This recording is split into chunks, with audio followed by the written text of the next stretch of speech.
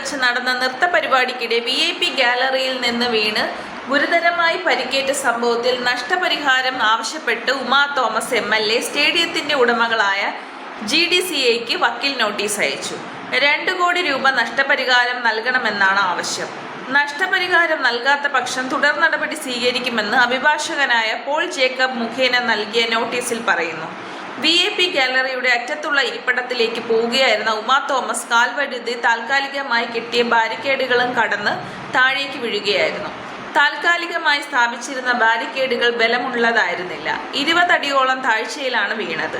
Concrete സ്ലാബിൽ തലയിടിച്ച് വീണ MLA ഉടൻ ആശുപത്രിയിലേക്ക് മാറ്റുകയായിരുന്നു. വാരിയെല്ല് പൊട്ടി ശ്വാസകോശത്തിൽ മുറിവേറ്റു. നട്ടെല്ലിന് പരിക്കേൽക്കുകയും തലച്ചോറിൽ മുറിവുള്ളതായും ചികിത്സിച്ച ഡോക്ടർമാർ അന്ന് വ്യക്തമാക്കിയിരുന്നു.